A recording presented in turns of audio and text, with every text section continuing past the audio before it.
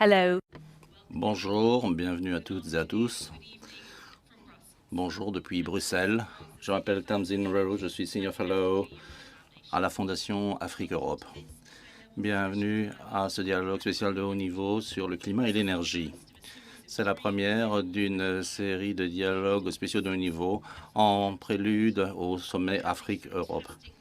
Nous avons une brochette fantastique d'intervenants aujourd'hui et très peu de temps pour nous échanger nos conversations, donc j'invite chacun à s'en tenir au temps imparti.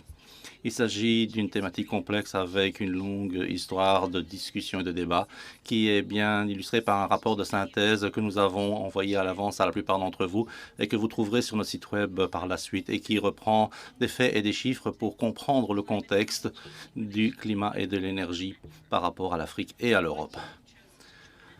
Nous sommes ravis que vous nous accompagniez aujourd'hui et nous allons avoir une conversation ouverte et franche pour essayer de voir où nos avenirs peuvent se construire ensemble pour notre avantage mutuel. Et donc, je suis ravi de présenter la première personne qui va planter le décor. C'est Mo Ibrahim, qui est le président fondateur de la fondation qui porte son nom. À vous, Mo. Oui, merci de me donner la parole. Je suis ravi d'accueillir notre magnifique panel. Nous avons un magnifique panel. Nous avons le président du Sénégal, M. Macky Sall, futur président de l'Union africaine. Nous avons également Charles Michel, qui est l'actuel président du Conseil européen. Donc, on est ravis de vous avoir tous les deux. Nous avons également le commissaire Breton de France. Donc, merci d'être avec nous. Et puis, nous avons deux magnifiques sœurs, Louise Crisola. Louise est secrétaire générale de la francophonie. Elle a été députée européenne. Elles sont présidentes du groupe stratégique au sein de la Fondation. Deux magnifiques dames. Et avec ces 5 personnes, nous allons pouvoir avoir une discussion éclairante. L'idée, c'est vraiment d'avoir une discussion ouverte, franche, informelle sur ce sujet. Voir comment les Africains envisagent la question du climat et de l'énergie et voir comment les Européens l'envisagent de leur côté. Il est temps d'avoir entre nous une discussion franche qui puisse alimenter le prochain sommet qui, nous l'espérons, sera un sommet d'une autre nature. Sur ce, je rends la parole à Tamzin pour engager cette magnifique conversation. Et donc, je salue une fois encore toutes les personnes qui font partie de cette visioconférence. Évidemment, je ne peux pas mentionner tout le monde, mais merci en tout cas d'être avec nous. Merci beaucoup, Mo. Et pour faire avancer la conversation, sachez que l'événement de ce soir est interprété en français et en anglais. Vous pouvez choisir la langue que vous voulez utiliser. Il suffit de regarder en bas de votre écran. Vous allez voir un menu avec une icône en forme de planète. Et donc, vous pouvez à ce moment-là cliquer sur l'icône et choisir la langue que vous voulez écouter, français ou anglais. Et maintenant, je suis ravi de donner la parole au président de l'Union européenne, M. Charles Michel, belge. Donc voilà, Monsieur le Président, je vous cède la parole. Merci et bonjour à toutes et à tous. J'ai l'occasion de participer de manière virtuelle à cette rencontre qui est organisée. Je voudrais commencer par remercier la Fondation Afrique-Europe pour son implication, pour son engagement. Merci Mo pour ton implication constante afin de rapprocher les points de vue européens et africains. Maybe a few words. I'm very pleased. Alors, je suis ravi de coopérer et de coordonner avec notre ami Macky Sall. On a eu l'occasion de se voir il y a peu au Sénégal, il y a quelques semaines, et puis Macky était ici à Bruxelles au mois de décembre avec d'autres dirigeants africains. Et on a eu quelques échanges de vues informels en vue de préparer le prochain sommet que nous allons avoir à Bruxelles au mois de février. Alors, quelques mots, si vous me permettez, à propos de la préparation de ce sommet. Premièrement, j'espère sincèrement que ce sera l'occasion d'un nouveau paradigme, d'une nouvelle approche, d'une nouvelle alliance entre l'Afrique et l'Europe. Nous avons essayé au cours de ces dernières semaines, de ces derniers mois, de travailler ensemble entre amis africains, entre amis européens. Et donc, merci aussi pour le rôle joué par cette fondation. Et l'idée, c'est d'avoir, dans la mesure du possible, les mêmes points de vue, de partager les mêmes priorités et d'être ensemble disposés à prendre les mêmes mesures, à décider ensemble. En d'autres termes, il va falloir que nous devions trouver une entente, et ce sera un des objectifs de ce sommet, de définir les priorités entre l'Europe et l'Afrique, la sincérité, le respect mutuel, les intérêts mutuels, un rôle pour le secteur privé et comment, des deux côtés, peut-on essayer d'améliorer la gouvernance. Ça, c'est un premier élément. Quels sont les fondements, quels sont les principes pour la future relation entre l'Afrique et l'Europe? Deuxième élément, la prospérité. Nous voulons davantage de prospérité en Afrique et en Europe. Il y a un intérêt commun que d'avoir plus de prospérité en tenant compte des enjeux mondiaux, le changement climatique, la révolution numérique, l'énergie, les infrastructures, la santé et l'ensemble de ces enjeux. Il est important de financer, d'acheminer l'argent dont on a besoin pour faire les bons choix. Et il y a aussi l'importance de prendre en considération la redevabilité, la reddition de comptes. Par le passé, bon, ce n'est pas la première fois que nous faisons de belles et grandes déclarations, mais il va falloir nous assurer que l'on puisse franchement et réellement passer des paroles aux actes. Et donc, je pense que le sommet va être un élément important dans ce futur partenariat. Un dernier mot. La sécurité et la stabilité, un élément très important. Comment avoir un dialogue politique afin de coopérer, de coordonner? Comment, du côté européen, peut-on essayer de développer des outils qui soient utiles pour soutenir et aider nos partenaires africains, nos amis africains, les aider à développer des solutions africaines pour améliorer le niveau de stabilité, Voilà, je ne serai pas plus long. Vous avez senti ma passion, vous avez senti mon engagement. Et je pense que ce moment, ce sommet, peut être et sera, je l'espère, un tournant dans notre partenariat.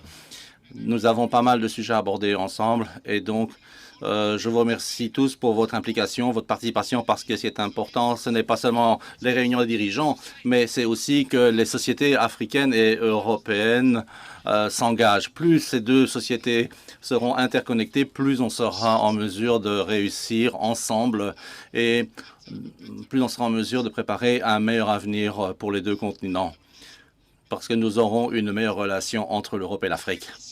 Je rends la parole et je rends la parole à Madame la modératrice. Et je fais un salut chaleureux et amical à mon ami Macky Sall. Thank you very much. Merci beaucoup, Monsieur Charles Michel, président de l'Union européenne, pour vos mots qui avaient bien montré que les deux continents doivent trouver maintenant un nouveau cheminement en vue du prochain sommet. Je voudrais maintenant accueillir le président du Sénégal, M. Macky Sall, qui est le prochain président de l'Union européenne.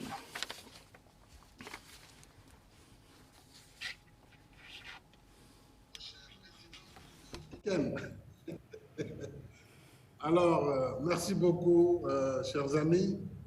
Je suis très heureux de partager avec vous cette discussion cet après-midi. Et je voudrais remercier Mo Ibrahim, Louis Mchikiwabo, nos amis Charles Michel, avec qui on développe une grande complicité dans le cadre d'un partenariat rénové entre l'Europe et l'Afrique.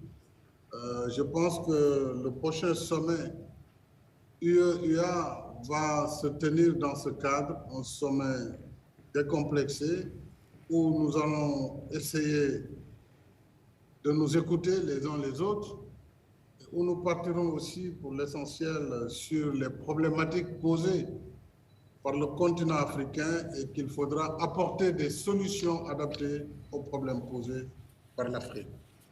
Je suis convaincu, comme vous, qui êtes membre de ce panel et qui appuyez cette fondation Europe-Afrique, Je sais qu'il y a vraiment des amis de l'Afrique parmi vous, j'en connais, et j'ai vécu avec certains comme le commissaire Thierry Breton, Pascal Lamy, tous, et tant d'autres qui sont totalement, Chrysoula, engagés avec l'Afrique au quotidien. Il nous faudra véritablement aborder les questions de fond et aller justement vers des solutions qui vont nous permettre, à l'issue de ce sommet, vraiment de marquer un pas important dans le cadre du partenariat rénové Europe-Afrique. Alors, il y a bien sûr des centres d'intérêt majeurs parce que nous sommes encore dans la pandémie Covid-19. Nous avons vécu le traumatisme de la distribution des vaccins malgré les efforts, et il ne faut pas négliger cela, de COVAX, qui a permis quand même l'accès aux vaccins à la plupart des pays africains. Malgré donc les difficultés, nous devons reconnaître les efforts qui ont été faits.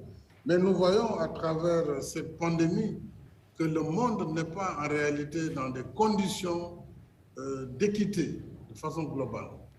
Donc là, la problématique des vaccins se pose, la production de vaccins sur le continent africain se pose, la problématique de la réallocation des DTS se pose avec acuité. J'espère qu'avant Bruxelles, le 17 février, nous aurons atteint les 100 milliards qu'attend l'Afrique pour relancer son économie après un traumatisme aussi important. Bien sûr, tout cela dans un dialogue constructif sur quel usage faire de cette réallocation, sur la question de la transition énergétique aussi. L'Afrique attend des réponses de l'Europe dans le cadre de la solidarité. Nous sommes tous engagés pour le climat. Nous sommes les économies qui polluent le moins, puisque étant non industrialisées, et nous sommes la partie du monde qui subit le plus les conséquences du réchauffement climatique. Dans ces conditions, il ne faudrait pas rajouter une injustice climatique à l'Afrique en décidant de manière, j'allais dire, autonome, sans discussion préalable, la part des pays qui ont signé à Glasgow ce pacte pour ne plus financer les énergies fossiles. C'est vraiment signer un arrêt de mort pour le développement économique et social de l'Afrique. Je pense que nous faisons des efforts. Un pays comme le Sénégal est à 31% d'énergie propre, renouvelable. 31% entre le solaire, l'éolienne et l'hydroélectricité. Alors, dire à ces pays qui ont un espoir avec du gaz qu'on ne va plus financer les ressources fossiles relève quelque peu quand même d'une appréciation qui n'est pas tout à fait correcte. Et je pense que sur ce dossier précis de la transition énergétique, l'Europe et l'Afrique peuvent au moins bâtir un discours commun et définir ensemble une période au cours de laquelle ces énergies en Afrique vont accompagner l'accès universel à l'électricité. Nous avons plus de 600 millions d'Africains qui n'ont pas encore accès à l'électricité. Donc, on peut, à mon avis, sur le gaz, qui aussi est une source importante en Europe, nous le savons, le charbon qui est encore utilisé par certains pays européens et les États-Unis, je ne parle même pas de la Chine, de l'Inde. Alors, l'Afrique utilise d'ailleurs moins de charbon en dehors de l'Afrique australe. Donc, nous devons bâtir ensemble une stratégie commune qui soit pour le climat, mais qui tienne compte des réalités et du niveau de développement du continent africain.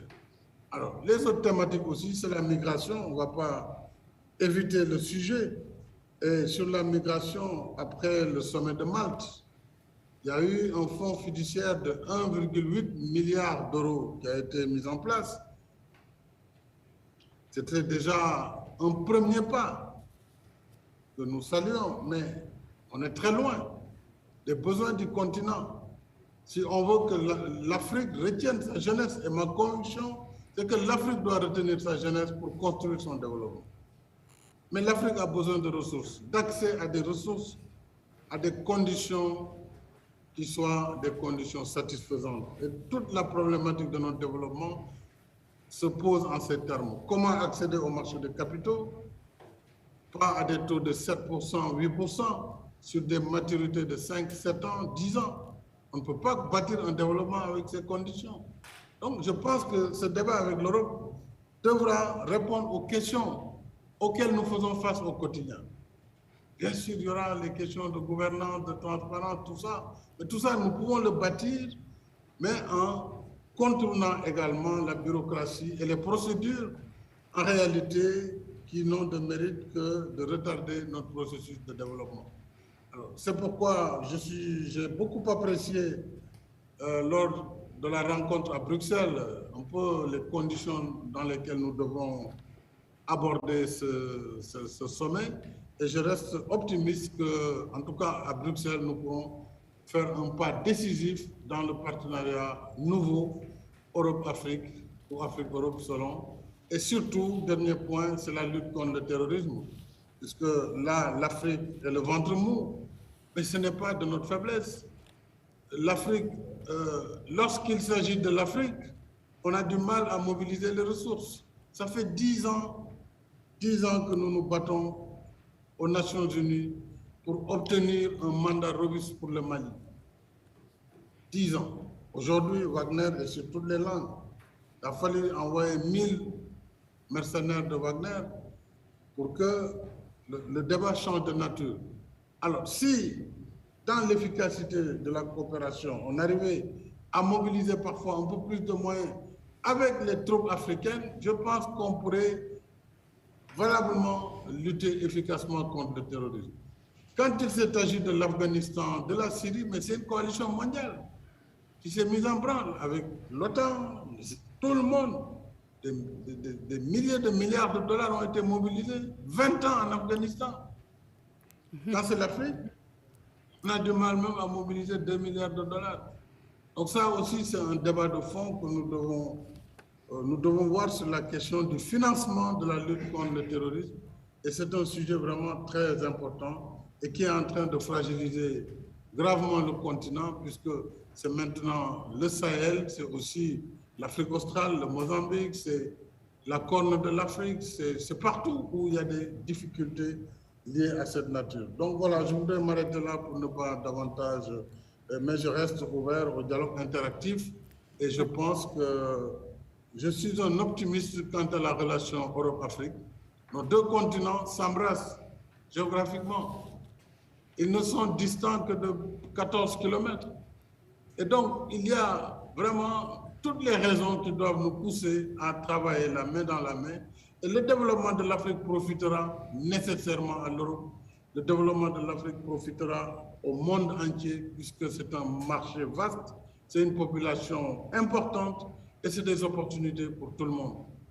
Et donc, l'Afrique ne doit pas seulement être aussi un lieu de convoitise de puissance, mais un lieu de partenariat gagnant-gagnant avec tous les partenaires. C'est en tout cas la conviction que j'ai et je vous remercie de votre attention.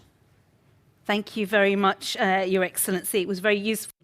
Merci, Votre Excellence. C'était bien que vous plantiez le décor. Vous avez évoqué deux sujets que nous allons aborder lors des deux prochaines réunions, celle de migration et celle de l'équité dans les vaccins. Et comme vous l'avez dit, les défis auxquels se heurte l'Afrique sont extraordinaires et extrêmes. Et d'ailleurs, nous avons une citation de l'ancien président du Nigeria qui disait « Aucun autre continent de l'histoire ne s'est vu confronté au défi de se développer sans polluer, alors qu'en même temps, il était la principale victime et le plus faible contributeur aux émissions. » Donc, finalement, cela resitue le contexte de notre conversation d'aujourd'hui. Nous avons aussi un message de M. Frans Timmermans, vice-président du Pacte vert, qui va aussi nous parler, mais par vidéo. Et on lui a posé trois questions.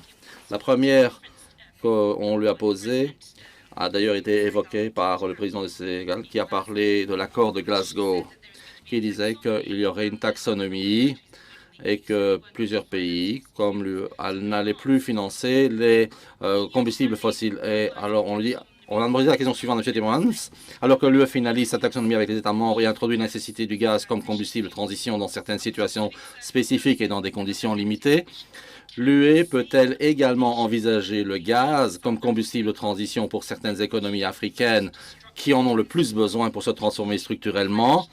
Et les institutions financières et de développement de l'UE suivront-elles cette démarche? Deuxième question que nous avons posée, alors que nous nous rapprochons rapidement du sommet UE-UA, comment pouvons-nous, Europe et Afrique, collaborer au mieux pour garantir une approche partagée de la transition énergétique requise sans négliger le besoin fondamental d'accès à l'énergie qui fait toujours défaut à 600 millions de personnes en Afrique? Et la troisième question qu'on a posée est la suivante. Quelles sont les options dont disposent les pays africains pour concevoir une transition énergétique adaptée à leurs besoins afin de stimuler le développement d'une transition économique et structurelle? Donc voilà, voyons la réponse à ces trois questions. Bon, tout d'abord, je voudrais dire que je suis ravi d'ouvrir ce dialogue de haut niveau sur le climat énergique avec le président Macky Sall. Monsieur le Président, il me tarde de travailler avec l'Afrique sous votre direction. Nous aurons beaucoup de choses à faire dans les années à venir. Nous avons pas mal de défis à relever ensemble, mais aussi de fantastiques opportunités. Et donc, je suis tout à fait exalté à l'idée que l'Europe et l'Afrique sont deux continents frères et que nous sommes confrontés aux défis les plus importants de notre temps. Et le sommet Afrique-UE, c'est l'occasion de renouveler le partenariat entre nos deux continents. Un partenariat basé sur des intérêts communs et sur des valeurs communes. C'est une décennie décisive pour préparer les deux continents à des changements démographiques, à des schémas météorologiques différents, à une nouvelle concurrence et à une nouvelle économie aussi. C'est la raison pour laquelle la transition verte devrait être au cœur de la coopération au cours des 10 prochaines années. Les investissements écologiques sont la seule façon de proposer davantage d'emplois aux jeunes Africains et Européens, avoir plus de croissance et aussi d'avoir des relations commerciales plus équitables entre l'Union européenne et l'Afrique. Alors évidemment, nous avons des points de départ différents. C'est l'Afrique qui contribue le moins aux émissions mondiales de gaz. Et pourtant, c'est elle qui souffre le plus des changements climatiques, plus que n'importe quel autre continent. Vous avez posé la question du gaz comme combustible de transition, et je dois être très clair à cet égard. L'Union européenne considère le gaz comme une passerelle vers la neutralité carbone. Mais seulement s'il n'y a pas d'autre option. Si cela remplace le charbon et si les investissements préparent le terrain pour l'hydrogène, parce que la vraie réponse pour les besoins énergétiques de l'avenir, ce sont les gaz propres. Alors c'est vrai que dans certaines régions d'Afrique, le gaz fera partie du mix énergétique et aussi de la transition énergétique. Mais le monde dans lequel nous vivons aujourd'hui n'est tout simplement plus le même que celui dans lequel nous avons vécu il y a 10 ans. La dernière décennie a vu d'immenses améliorations dans la compétitivité des énergies solaires et éoliennes et aussi une baisse des prix. En 10 ans, le coût de l'énergie solaire a diminué de 85% et 65% pour l'éolien terrestre, sans parler de l'éolien maritime.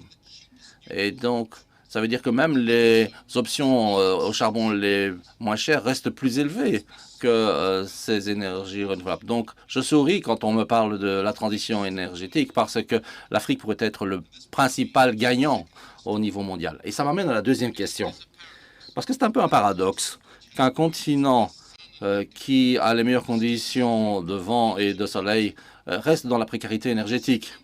Il y a près de 600 millions d'Africains qui vivent sans accès à l'électricité. Et nous savons tous combien l'accès à l'électricité est important pour l'éducation, les soins de santé, le développement industriel. Comment faire fonctionner des écoles, des hôpitaux ou réfrigérer des vaccins si vous n'avez pas d'accès à l'électricité? L'accès à l'électricité, c'est une priorité première pour l'Union européenne et pour le Pacte vert européen. Au cours de ces dernières années, l'Union européenne et les États membres de l'UE ont fourni la moitié de l'aide pour les projets d'accès à l'énergie en Afrique. Mais nous voulons faire plus. Notre nouvelle stratégie de connectivité va permettre de mettre 300 milliards d'euros pour des projets de santé, d'énergie, d'éducation, de recherche. C'est notre offre aux pays partenaires pour une infrastructure verte et durable. Le commissaire viendra le mois prochain avec une offre concrète pour soutenir ce projet dans les décennies à venir. Les initiatives du Pacte vert qui seront lancées le mois prochain permettront de nous concentrer sur l'accès à des énergies propres. Nous voulons également mettre en place le bon environnement pour qu'il y ait de grands investissements de capitaux du privé dans ces énergies renouvelables. Et cette coopération, elle est absolument indispensable. Il ne s'agit pas de construire une forteresse européenne de l'écologie, mais bien de l'ouvrir à tout le monde. L'Afrique est idéalement placée, que ce soit sur le plan des ressources naturelles et de son emplacement géographique, pour rentrer dans le marché des produits à valeur ajoutée, comme le ciment écologique ou sur les engrais écologiques qui peuvent être produits à partir de l'hydrogène propre. Et qui est mieux placé pour produire de l'hydrogène propre que l'Afrique? Pour conclure, quelques mots de nos ambitions partagées par rapport à la crise climatique. On peut déjà voir que cette crise change les conditions météorologiques avec des inondations effroyables et qui aussi affectent des secteurs comme l'agriculture. Et finalement, cela exacerbe également la situation de certains pays, elle affecte leur stabilité, leur sécurité. Et l'Afrique est plus impactée que quiconque d'autre. On voit bien que l'Union européenne et l'Afrique ont une longue expérience de coopération en matière de résilience climatique. Mais nous sommes conscients de la nécessité d'arriver à un meilleur équilibre entre l'atténuation et l'adaptation. C'est la raison pour laquelle l'Union européenne a promis de verser 100 millions au fonds de la COP26. Et la Banque européenne d'investissement a lancé son premier plan d'adaptation pour soutenir des projets d'adaptation partout dans le monde. La prochaine COP, la COP27, se fera en Afrique, donc profitons de cette occasion et essayons de forger une alliance encore plus forte entre les priorités africaines, le financement du climat, l'adaptation, la réduction des dommages. Et ensemble, on peut aller très, très loin. Thank you very much, Mr. Vice. Merci beaucoup, Monsieur le Vice-président, Monsieur Frans Timmermans. Merci d'avoir donné des réponses à ces questions. Ça est effectivement très utile. Je vais maintenant donner la parole à Monsieur Thierry Breton, commissaire européen pour le marché intérieur. L'énergie, comme nous l'avons entendu, tout à fait critique, essentielle pour le développement industriel et le développement économique, pour les soins de santé, dans le domaine de l'éducation, etc. Et l'Europe et l'Afrique ont pour objectif l'autonomie stratégique. Alors, d'après vous, commissaire pour le marché interne, comment voyez-vous la collaboration entre l'Afrique et l'Europe pour renforcer leur capacité industrielle tout en participant à la transition verte? Merci beaucoup. Merci. Je voudrais tout d'abord apprécier son Excellence, accueillir son Excellence, Monsieur Macky Sall, le président Charles Michel, Mary Wine et tout le monde. Bienvenue. Alors, si vous me le permettez, je vais passer au français. Alors, je sais qu'il y a beaucoup de francophones parmi le public, donc je vais me permettre de parler en français. Prendre tout ce qui a été dit, évidemment, aussi bien évidemment par le président Macky Sall que par, bien entendu, le président Charles Michel et mon ami Frans Timmermans. La première chose, c'est qu'évidemment, les priorités seront discutées pour le sommet. Je sais combien le président Macky Sall se prépare à ce sommet qui va être si important pour l'Europe. Le président Michel a parlé aussi de son engagement très important, personnel pour lui, pour l'Europe aussi et pour nous tous. On va parler évidemment des vaccins, c'est très important. Le président Macky Sall l'a rappelé tout à l'heure. On est encore dans la pandémie. Il faut faire davantage, il faut faire plus. On voit les efforts de COVAX, mais vous savez aussi que, et je sais que vous aurez une session spécifique sur ce sujet, mais étant en charge pour l'Europe de la politique industrielle vaccinale, évidemment, je tiens à redire que nous saurons être présents, nous saurons jouer notre rôle, nous saurons apporter l'assistance nécessaire, en particulier, bien entendu, technique, pas uniquement financière. Ce sont des domaines très importants. Et évidemment, on se félicite déjà des initiatives qui ont été prises au Sénégal, au Rwanda, au Ghana et en Afrique du Sud pour bâtir des infrastructures, des usines. Il en faudra d'autres. Ce sera un sujet très important, il est encore devant nous. Et puis saluer aussi les efforts de Chrysoula sur COVAX. Le deuxième point, évidemment, sur l'énergie. Et là, je pense qu'il faut être très clair, et je voudrais reprendre ce qu'a dit le président Macky Sall, parce qu'évidemment, il nous donne, je crois, l'inspiration nécessaire pour cette grande rencontre qui va avoir lieu entre l'Union africaine et l'Union européenne en février. Et je crois que la posture qui est la nôtre, à nous tous en Europe, et je parle évidemment sous le contrôle de Charles Michel, c'est que nous sommes là évidemment, et on l'a dit, non seulement pour travailler ensemble, mais notre futur est totalement lié. Il n'y aura pas de succès européen sans l'Afrique, il n'y aura pas de succès africain sans l'Europe. Et nous le savons. Et évidemment, maintenant, il faut mettre tout cela, si je puis me permettre l'expression, en musique. Et pour cela, notre attitude, c'est bien entendu d'abord d'écouter les besoins du continent africain. Le président Macky Sall l'a dit, les besoins sont assez clairement identifiés. Les enjeux sont très lourds, compliqués, importants. Les opportunités aussi en face, évidemment, et notamment pour toute cette jeunesse. Donc la première chose, c'est qu'évidemment, nous allons écouter vos demandes, y compris, et j'y viens tout de suite, sur les besoins en énergie. Parce qu'évidemment, les besoins en énergie sont considérables. Et il faut évidemment, vous l'avez dit, président Macky Sall, bâtir ensemble une stratégie commune en matière d'énergie et d'énergie décarbonée. Un chemin commun. Et pour ça, évidemment, il faut d'abord commencer par bien évaluer les besoins. On sait que les besoins d'électricité vont être très importants, considérables. Nous-mêmes, en Europe, nous avons chiffré, pour atteindre notre objectif zéro carbone, ces besoins en électricité, en une nécessité de doubler vraisemblablement la production d'électricité en Europe d'ici à 2050. C'est considérable. Sur le continent africain, bien entendu, on va vous écouter. Vous avez déjà vos propres estimations, c'est très important qu'on en parle. Il me semble, et on fait ça avec nos services, donc on sera tout à fait prêt à confronter évidemment ces discussions, ces calculs, ces estimations, ces anticipations, qu'il va falloir au moins tripler la capacité de production en Afrique, peut-être même la quadrupler, si on veut précisément atteindre les objectifs que nous nous sommes fixés collectivement, notamment lors de la COP à Glasgow. Donc, les besoins sont très importants. Ça veut dire peut-être de l'ordre de 100 milliards d'euros d'investissement par an, rien que pour cette nécessité d'électrification pour l'ensemble du continent africain. Et oui, bien sûr, le président Macky Sall l'a dit, ça veut donc dire des financements, ça veut dire un accès au financement, ça veut dire des implications aussi de l'ensemble des entreprises qui vont y contribuer. Ça veut dire aussi des innovations technologiques. Et Frans Timmermans vient d'en parler, notamment pour les énergies renouvelables. Nous savons qu'on va continuer à innover, nous savons que nous allons continuer à avoir des infrastructures qui seront moins onéreuses, plus adaptées vraisemblablement, évidemment, à la spécificité des pays qui composent le continent africain. Il a parlé évidemment à juste titre du solaire, des énergies renouvelables, bien entendu de tout ce qui concerne les énergies éoliennes. On sait qu'il y en aura sans doute d'autres. Il faut donc là aussi avoir une roadmap, ne pas avoir peur des innovations technologiques. Il faudra être innovant, il faudra bâtir ensemble des chemins de transition, faute de quoi il n'y aura pas de solution. Le dernier point qui concerne évidemment les aspects industriels. Voyez-vous,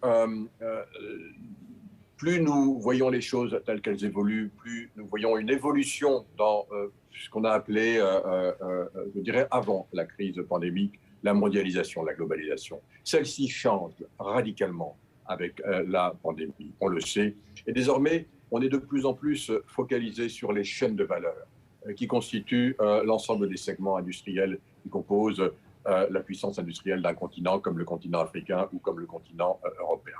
Et bien entendu, dans ces chaînes de valeur, eh bien, il faut regarder tous les composants, il faut travailler ensemble avec des partenaires fiables, avec des partenaires avec lesquels on puisse établir des liens de confiance. Et là aussi, bien entendu, l'Afrique est le continent privilégié, d'abord pour les matériaux, par exemple, pour les matériaux critiques, mais pas uniquement. Il va y avoir des composants, et notamment des composants industriels, dans différents secteurs, y compris des secteurs comme l'automobile, comme le transport, comme la mobilité, pour ne citer que certains d'entre eux, qui vont pouvoir être accueillis sur le continent africain. C'est de cela aussi qu'il faut que l'on discute et que l'on est prêt à discuter précisément lors du prochain sommet.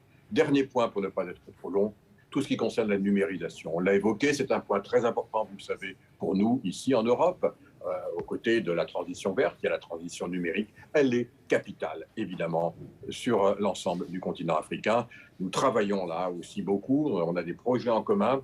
y compris des projets de constellation qui nous permettront d'offrir de la connectivité pour l'ensemble du continent européen et du continent africain, qui doivent travailler de plus en plus sur ces sujets qui sont des sujets d'avenir et pour lesquels nous sommes prêts, là encore, à coopérer main dans la main avec le continent africain et notamment sous la présidence du président Macky Sall. Voilà ce que je voulais dire. Merci beaucoup et merci de votre engagement. Merci, Président Macky Sall. Merci, Président Michel. Thank you very much, Mr. Commissioner, for sharing your perspective and highlighting that we need to.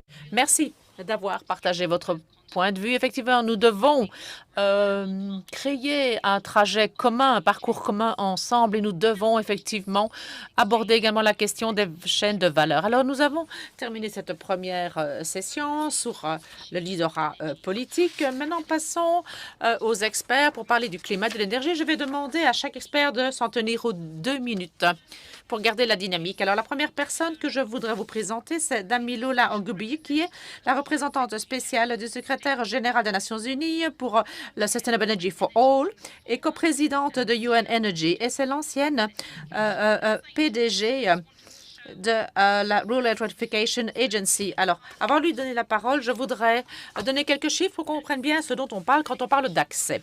Alors, à plusieurs reprises, on a dit que 600 millions de personnes, d'Africains, n'ont pas accès à l'énergie, à l'électricité, sont hors réseau, en plus des problèmes d'éducation, de développement économique, de développement agricole. Donc, il y a énormément de défis. Mais disons que 600 millions, ça représente quasi la moitié de la population qui est hors réseau, qui n'est pas raccordée à un réseau d'électricité. Et donc, voilà ce que vous avez bien compris quand vous étiez à votre poste de responsable de l'électrification. Alors, selon vous, quelle est la priorité pour avoir accès à l'énergie? Et plusieurs intervenants auparavant ont parlé de la transition, de la décarbonisation. Quelles sont les implications d'une transition juste pour les réserves en gaz de l'Afrique qui sont bien présentes? Est-ce que ces réserves doivent rester enterrées? Est-ce qu'il faut laisser les combustibles fossiles enterrés ou à quel moment pourrait-il être le bon moyen pour avoir accès à l'énergie et à participer ensemble à la transition? Donc, merci de nous aider à avoir un peu plus clair dans le fait de donner l'accès aux personnes qui en ont besoin, arriver à créer un trajet commun pour la transition en prenant en compte le fait qu'il y a ces énormes réserves de gaz présentes en Afrique. Merci beaucoup. En fait, il y a le manque d'électrification, mais par exemple, de ne pas avoir de quoi cuisiner. Et là, ça représente 10 millions de dettes de dollars par an. Alors, il faut savoir, il y a un autre chiffre que vous n'avez pas mentionné, c'est qu'1 milliard d'Africains n'ont pas accès à un moyen de faire à manger de manière propre et hygiénique. Et donc, la question, c'est pas de avoir du gaz ou pas en avoir du gaz, mais plutôt, c'est quoi la transition de l'énergie propre et quel est le besoin en matière d'accès à l'énergie? Si on n'a pas S'il n'y a pas une électrification à un prix raisonnable, alors l'interprète est désolé, mais il y a des coupures dans l'intervention, dans la connexion. Alors, on parle de demander à des pays de passer à la transition énergétique, donc électrification de l'ensemble de l'économie, alors que ces pays n'ont toujours pas accès à l'industrialisation, à l'électricité, n'ont pas simplement accès à un meilleur avenir pour leurs citoyens. Donc, pour que ça puisse avoir lieu, il faut que le gaz fasse partie de la transition. Nous avons mené une étude rien qu'au Nigeria, c'est peut-être la plus grande étude menée pour l'Afrique. L'Afrique aura besoin de 1,5 trillion de dollars et 4 milliards cela représente les activités habituelles. Donc, rien que pour cela, 4 milliards d'investissements sont injectés dans l'énergie, de l'énergie propre qu'on essaye tous de mettre en place. Donc, je vous apprends, il faut que vous compreniez bien la portée de tout cela. Et pour que le Nigeria puisse participer aux énergies renouvelables dans la transition énergétique, il faut produire 10 fois plus de gaz qu'actuellement. Donc, ce n'est pas l'un ou l'autre, ce n'est pas le gaz ou pas le gaz, mais il faut approvisionner en gaz pour pouvoir intégrer les énergies renouvelables. Les énergies renouvelables ne vont pas tomber du ciel. Et donc, il y a beaucoup de malentendus par rapport à cela. Mais il faut tout cela fasse partie d'un plan de transition énergétique pour qu'on aille tous dans le sens du plus propre, du plus vert. Il faut savoir que l'Afrique est responsable de 0,05% des émissions de gaz à effet de serre au niveau mondial. Et donc, pour sortir de la pauvreté énergétique, c'est un chiffre à prendre en compte. Et donc, moi, je n'aime pas les gens qui disent qu'ils ne veulent plus financer aucun combustible fossile, le gaz étant un combustible fossile. Et donc, il faut avoir des projets avec le gaz, mais qui fassent partie de la transition énergétique et qu'il faut arriver à du zéro net en matière d'énergie nuisible. Et donc, si on ne fournit pas d'électricité et de l'énergie aux jeunes, eh bien, on ne s'en sortira pas. En fait, ce qu'il faut dire, il faut arrêter d'en parler. Il faut dire combien est injecté dans le secteur privé, combien est-ce qu'il y a d'investis dans les énergies propres, dans le gaz qui doit être intégré. Donc, c'est vraiment ça les discussions que l'on doit avoir parce qu'on est arrivé vraiment à un point de crise quasi réversible. Merci, Damilola. Et comme vous l'avez très bien dit, vous lancez un appel urgent. Vous avez mentionné le chiffre du nombre de personnes qui meurent du manque d'électrification.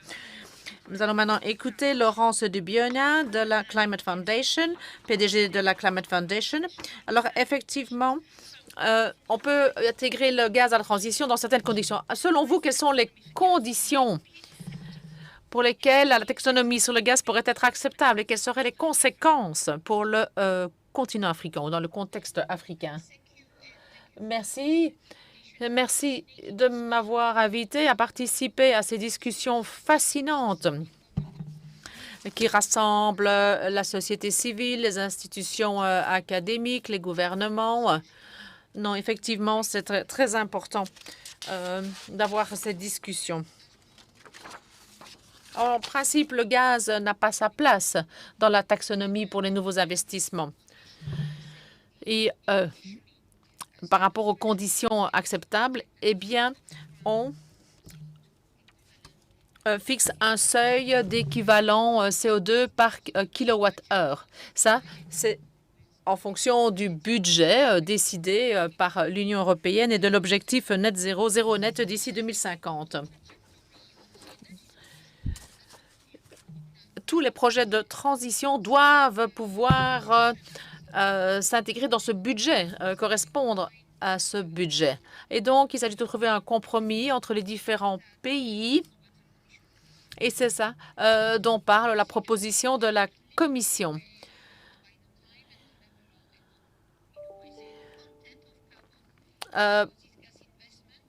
Donc, évaluer le contenu carbone quand on fait des investissements dans le gaz, mais d'ici 2030, la taxonomie peut inclure les investissements en gaz.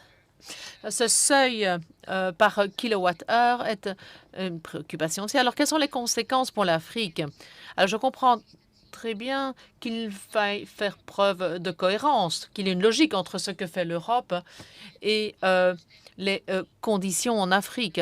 Je comprends très bien que nos collègues d'Afrique nous disent « Vous continuez à utiliser beaucoup de gaz, de charbon, donc vous n'êtes pas cohérent, vous n'êtes pas logique par rapport à ce que vous demandez de l'Afrique. » Donc, tout à fait d'accord. Il faut un plan de transition énergétique, mais ce plan doit être discuté ensemble, élaboré ensemble. Et ce n'est que comme ça que et l'Europe et l'Afrique atteindront les objectifs de Paris. Et donc, on est dans une période assez intéressante.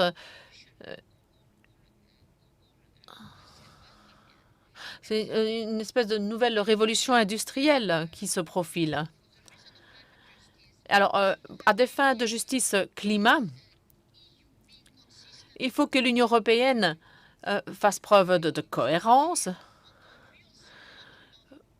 par rapport à l'appui apporté à chaque pays d'Afrique pour la transition énergétique. Il n'y a pas de recette magique, il n'y a pas de recette qui marche pour tout le monde. Chaque pays a ses propres ressources, a son propre potentiel. C'est pour ça que l'Union européenne doit soutenir les différents plans pour l'Afrique. Bien sûr, mais cela n'est jamais que le début de la discussion.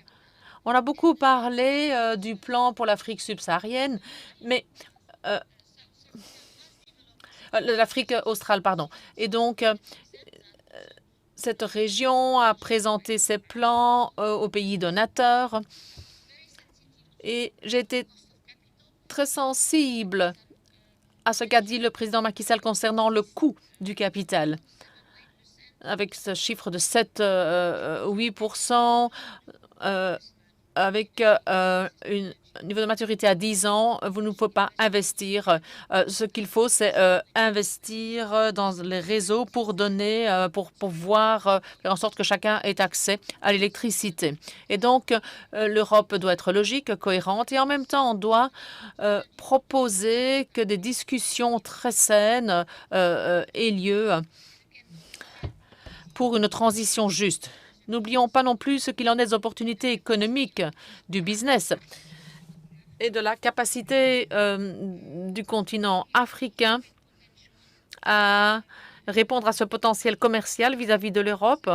Et comme l'a très bien dit le commissaire Thierry Breton, il a des opportunités économiques magnifiques en Afrique par rapport au Green Deal. Mais pour cela, il faut aussi bien regarder du côté des plans individuels de chaque pays. Merci beaucoup. Ceci situe bien le cadre. Chaque pays doit trouver son plan énergétique.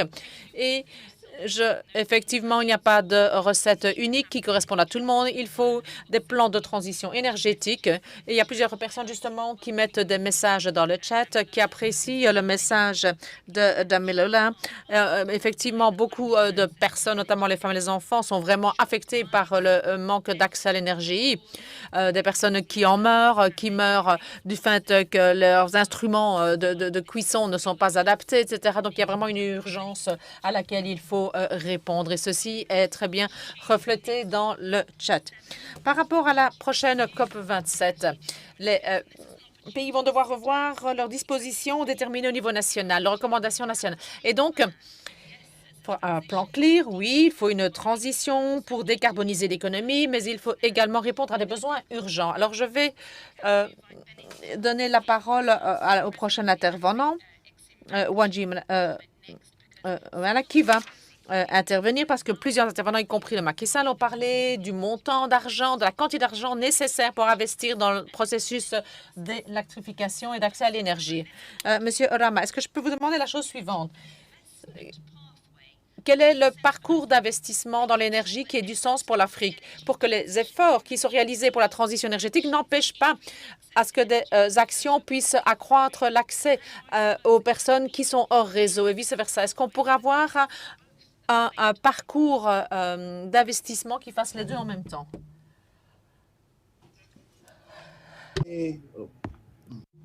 Merci beaucoup. Et donc, mes respects au président Macky Sall et aussi au président Michel. On voit bien qu'aujourd'hui, l'Afrique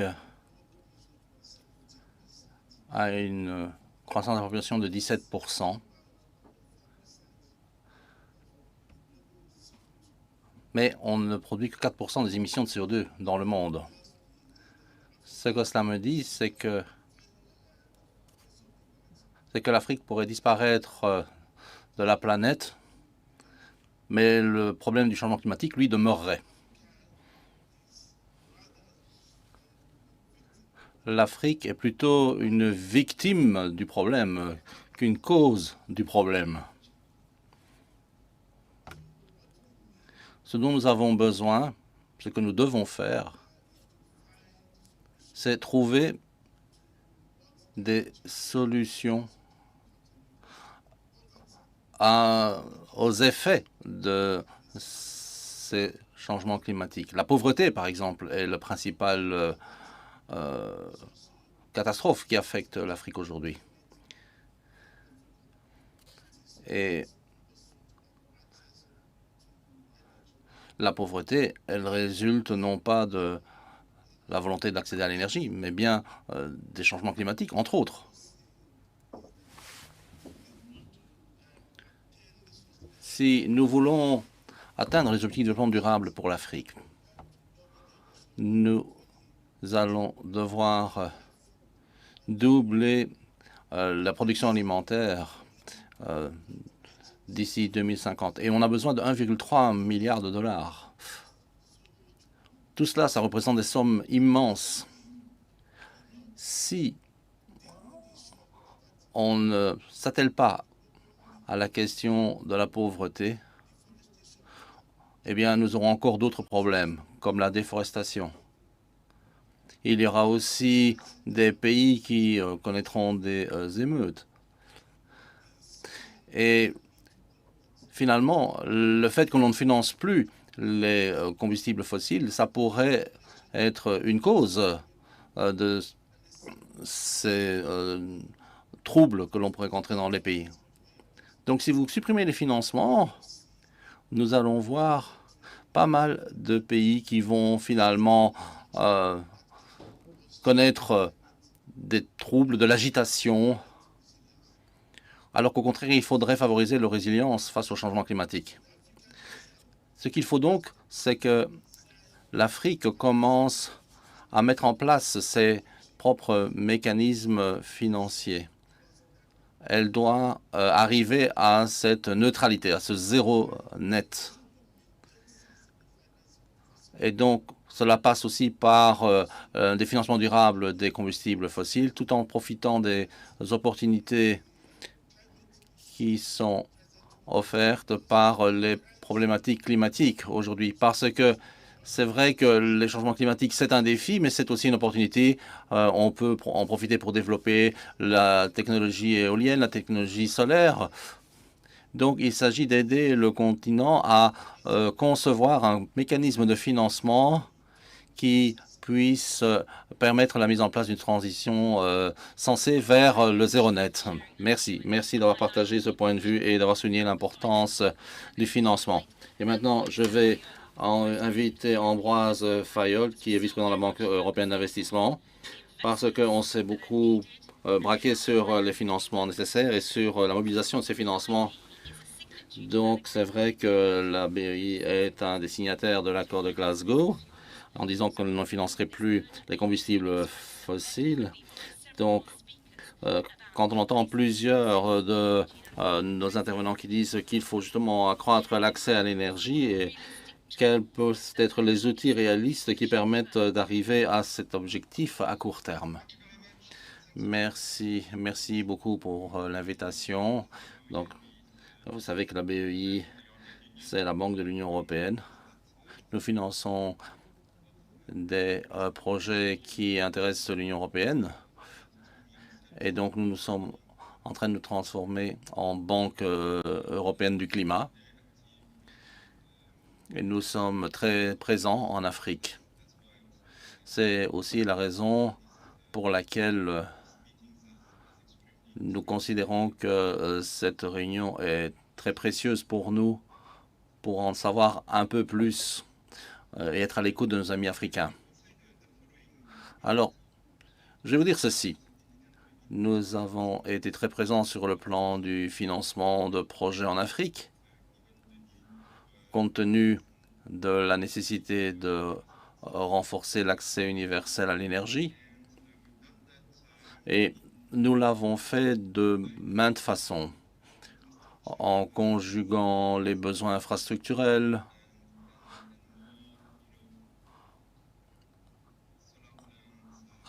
comme des usines solaires ou d'autres projets, ou à des turbines éoliennes que nous avons également pu financer dans le cadre d'un grand projet qui a vraiment changé le réseau énergétique.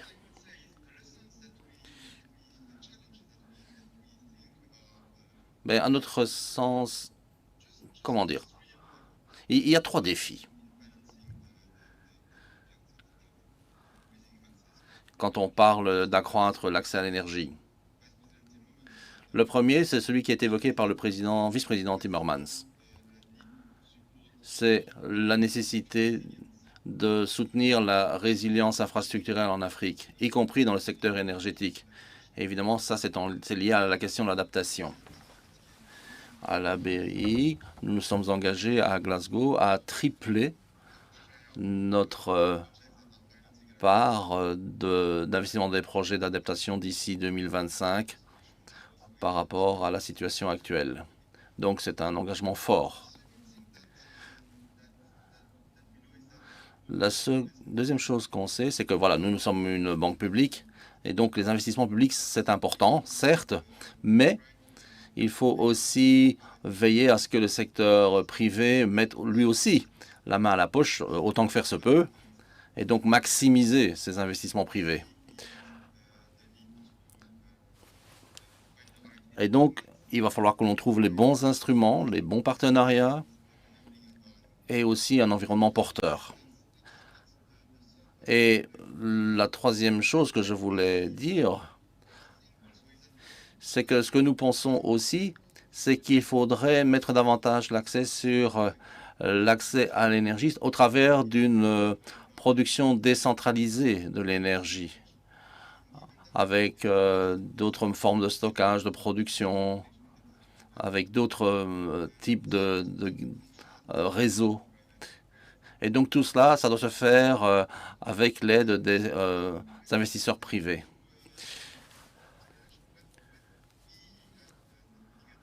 Et on a vraiment le sentiment à la BEI qu'on devrait faire davantage de financement mixte.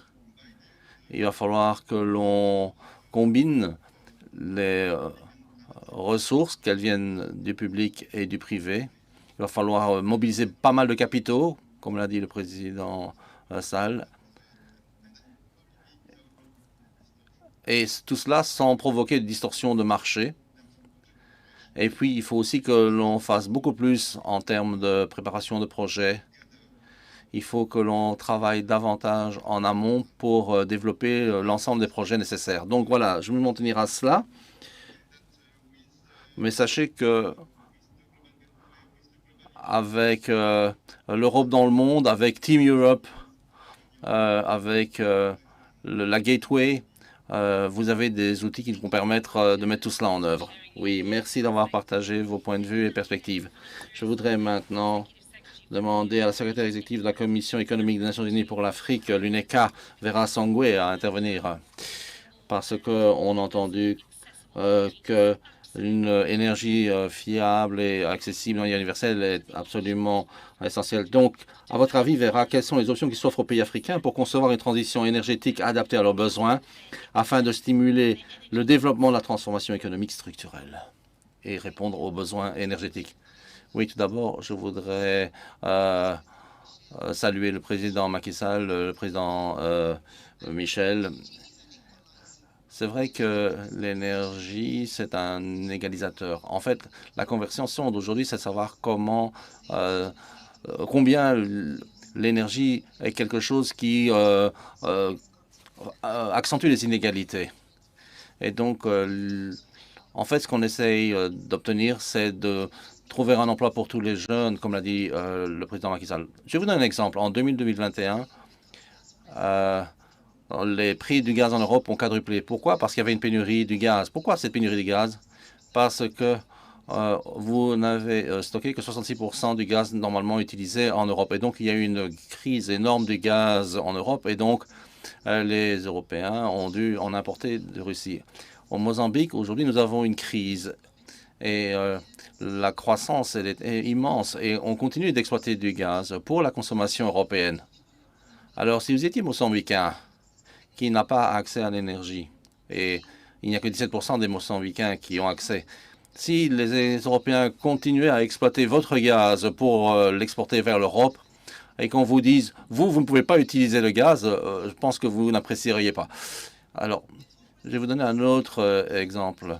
L'ancien président du Sénégal, avant Macky Sall, utilisait de pétrole qui était importé d'Europe. Et donc, comment voulez-vous avoir plus d'investissements?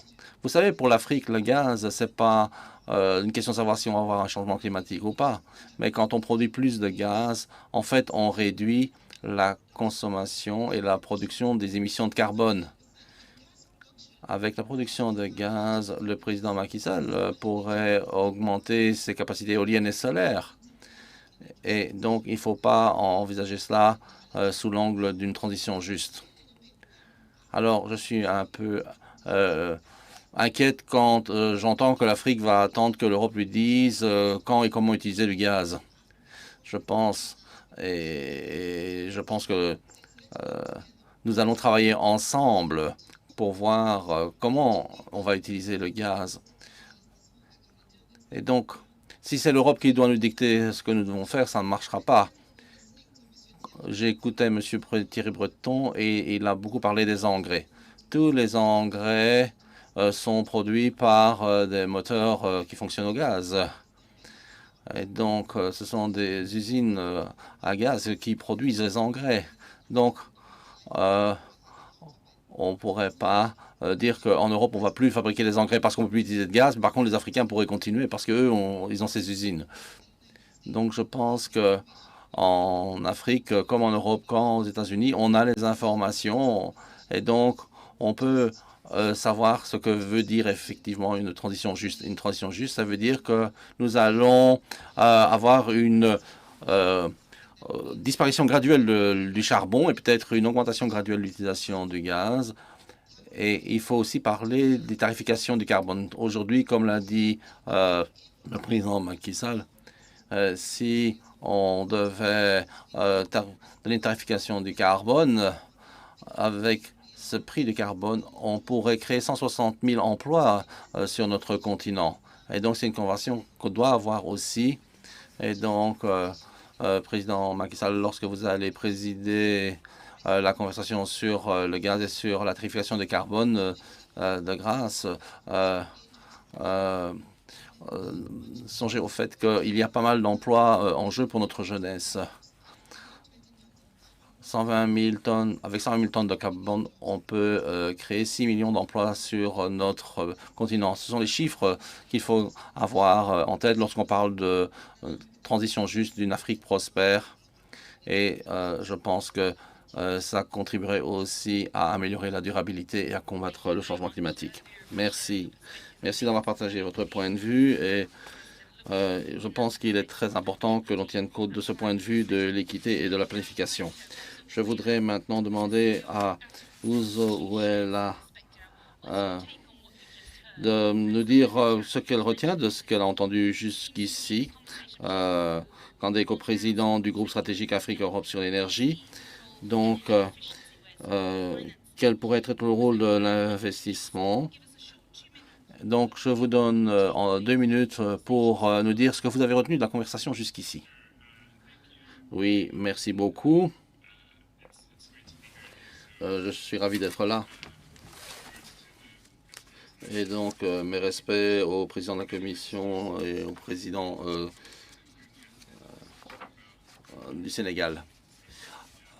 Donc, on a une conversation qui tourne un peu autour de gaz ou pas gaz. Mais ça veut surtout dire fin du charbon. Et c'est ce que j'ai écrit ici. Il faut savoir qu'il y a encore des gens qui continuent de financer le gaz dans leur pays, alors que ça reste une énergie qui n'est pas propre. Et donc, ce qui est bizarre, c'est qu'il y a des gens qui continuent d'utiliser une énergie qui n'est pas propre et qui disent aux autres de ne pas l'utiliser.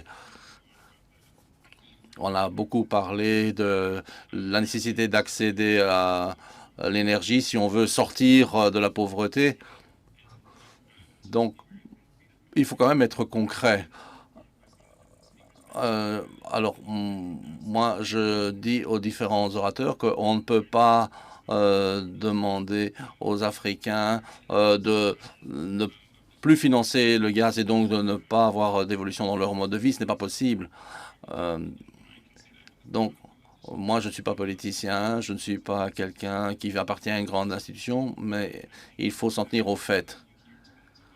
On entend pas mal de gens en Europe qui nous disent « Oui, il faut qu'on contrôle et que l'on dicte ». comment se fera la transition. Et du côté africain, c'est vrai qu'il y a un fort rejet et on dit non, parce que c'est un problème mondial, c'est une question de justice et d'équité. Et donc, il faut qu'on s'asseye et qu'on se demande quelle est la vie que nous voulons avoir à l'avenir. Si vous voulez conserver votre mode de vie, mais aux dépens de quelqu'un d'autre, à ce moment-là, vous allez à un moment vous heurter à un problème. Donc, vous ne pouvez pas tout d'un coup opter pour un certain style de vie et puis demander à d'autres de payer la facture de votre style de vie. Et donc ça, c'est vraiment le point le plus important. Et puis, d'un point de vue technique, tout est dit. Les experts ont exactement montré ce dont on avait besoin du point de vue de la transition. Et reste à voir maintenant comment y parvenir. Merci, Ouzo. Et maintenant, je voudrais demander aussi à l'intervenant suivant de nous dire ce qu'il retient de cette conversation. Oui, merci beaucoup pour cette question. Donc, merci au président Macky Sall, au président Michel. Tout d'abord, je dois dire que 2022 sera une année cruciale pour le partenariat UE-Afrique. Et 2022 sera essentiel pour le climat et l'énergie. Nous devons veiller à ce que les conclusions de la COP 26 tenue en Glasgow l'année passée deviennent une réalité en réduisant les émissions de CO2 pour rester en dessous des 1,5 degrés Celsius qui était l'objectif fixé. Il va falloir que nous soyons plus résilients face au changement climatique, mais en même temps, il va falloir que nous répondions à la demande énergétique qui est en augmentation constante pour être à la hauteur des développements économiques et agricoles. Quand on parle d'accès à l'énergie, moi je suis convaincu que on irait plus vite en ayant des réseaux décentralisés d'énergie plutôt que d'essayer d'avoir des systèmes géants. Et si on doit répondre aux besoins énergétiques de l'Afrique, à ce moment-là, il faut le faire d'une manière qui soit respectueuse de l'environnement et durable.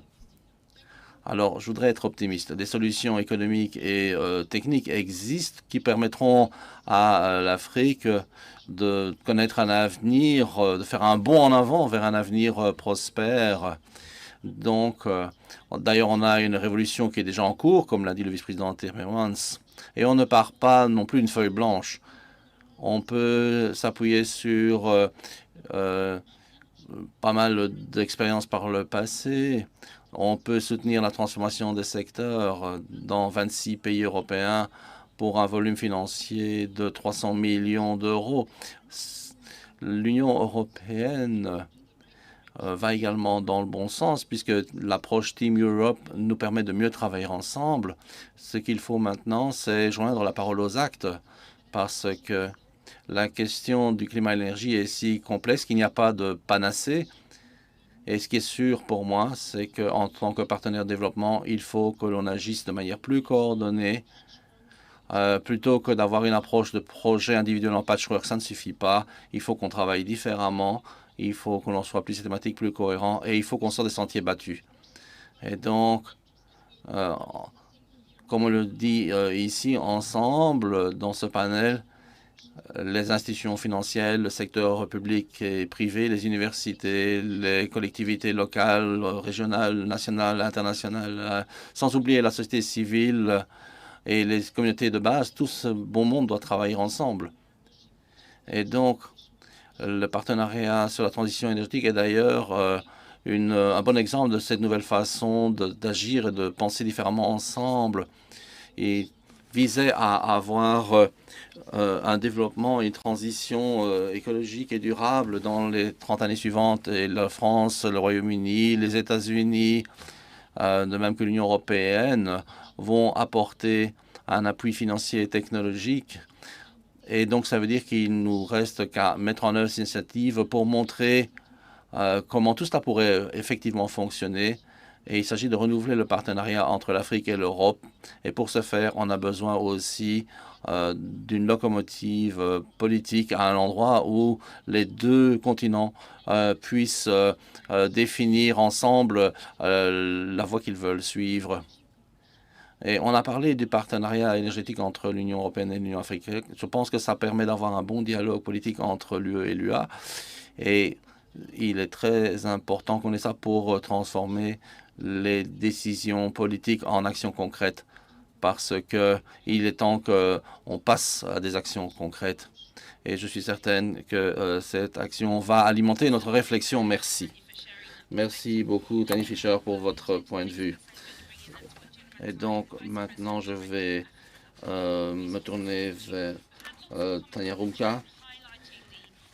Et on a beaucoup parlé des connexions, comme l'a dit le président Macky Sall, le lien entre la pauvreté, le changement climatique, l'immigration, le fait qu'il faut impliquer la société civile, le rôle que l'éducation peut avoir, et puis la trajectoire vers une transition énergétique.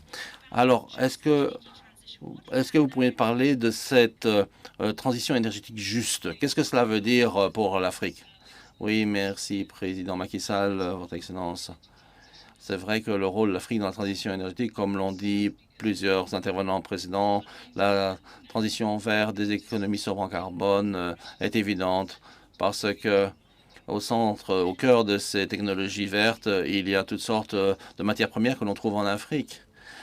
Et donc, l'une des régions du monde qui a le plus besoin d'investissement dans la résilience et qui est extrêmement vulnérable au climat, c'est l'Afrique. Donc, il faut s'en souvenir, parce que la plupart de ces problématiques, elles se combinent. Vous savez que l'Afrique sera le continent le plus peuplé en 2050. 80% des plus pauvres se trouveront en Afrique. Il y aura 60% d'entre eux qui n'auront pas accès à l'énergie. Et donc, ce sont des choses qui ont été évoquées par Lamine. Et donc, voilà, ce sont des chiffres et ce n'est pas acceptable et ce n'est pas non plus soutenable. Si on veut un avenir véritablement durable, alors il va falloir que l'on se saisisse de ces contradictions, avoir une participation équitable, une distribution équitable. Et c'est cela qui est au cœur même de la transition énergétique. Beaucoup de militants africains, des syndicats, des groupes de jeunes, la société, tout le monde essaye de définir ce qu'on entend par une transition juste pour l'Afrique. Qu'est-ce que cela veut dire sur le plan politique que de développer, de mettre en œuvre un agenda de transition juste dans l'agriculture africaine, dans l'extraction minière, sachant que nos économies dépendent justement de ces extractions minières et de l'agriculture. Comment nos partenaires européens, comment ces amis peuvent veiller à ce que leur action de développement soit cohérente par rapport à cette vision d'une transition juste. Voilà les questions importantes que nous devons poser et auxquelles nous devons répondre, parce qu'il y a toujours le risque que l'agenda africain ne soit piloté par des concepts qui sont mal pensés, mal ficelés. Et donc, ça va conduire à de fausses solutions qui ne profitent finalement pas aux personnes auxquelles ces démarches étaient censées apporter un mieux. Alors, est-il juste que des industries mondiales décarbonent au nom de cette économie verte en continuant d'exploiter les travailleurs dans des pays vulnérables? Voilà ce type d'action incomplète qui creuse les écarts plutôt que de les combler. Et donc, c'est la raison pour laquelle je suis ravi de pouvoir en parler aujourd'hui. Comme l'ont dit plusieurs intervenants précédents, l'Afrique, ce continent, est sans doute un véritable terroir qui s'offre pour le développement industriel et pour la croissance et la prospérité. Mais il faut que l'on envisage la mise en place des systèmes énergétiques de manière très méticuleuse et très attentive, parce qu'il va y avoir le rôle du gaz, comme on l'a entendu, qui va être très important. La justice climatique, le déplacement des emplois, ce sont des éléments dont il faut tenir compte. Et donc, on va être très critique pour être sûr que nos partenaires envisagent les choses sous le bon angle. Et on va essayer de créer un espace pour des recherches locales, pour qu'il y ait des principes de transition justes qui soient définis au niveau local et par un consensus. Et il va falloir que l'on écoute les perspectives et les voix africaines. Il va également falloir un soutien financier pour que nous puissions investir dans les grandes possibilités de création d'emplois et de croissance et de prospérité. Vous avez d'ailleurs entendu les chiffres qui ont été donnés rien que pour le Nigeria. Il faut aussi qu'on agisse sur les engagements. C'est vrai que la COP26, elle a vu une série de promesses, mais il faut encore que ces promesses soient tenues. Et donc, comme on l'a entendu dans la bouche de Frans Timmermans, on peut aller loin, mais à condition d'aller ensemble. Mais c'est vrai qu'on a déjà fait un bout de chemin ensemble, mais on n'est pas allé si loin que cela. Et donc, je pense que l'attention mondiale se focalisera sur l'adaptation de la perte, les dommages et la transition. Juste à ce moment-là, l'Afrique aura un meilleur avenir. Merci beaucoup, Wanjira.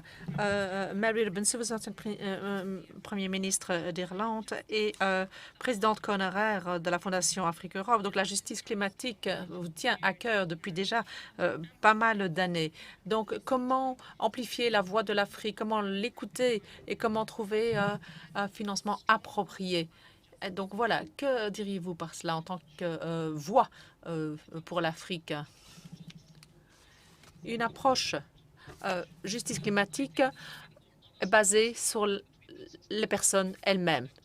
Donc, il y a ceux qui sont exprimés du point de vue européen, du point de vue africain, mais donc je pense que du coup, on va dans le bon sens. On commence à s'écouter, on commence à comprendre qu'il y a de véritables différences. Et en ce qui concerne la transition juste, il est très important. L'accès à l'énergie, c'est absolument impossible sans l'accès à l'énergie. Et donc, on ne peut pas non plus se débarrasser des combustibles fossiles. En fait, l'Europe est un grand émetteur de ces émissions dues aux combustibles fossiles. Et donc, l'accès juste, la transition juste pour l'Afrique, ça, c'est double. C'est à double tranchant. Enfin, c'est à deux niveaux.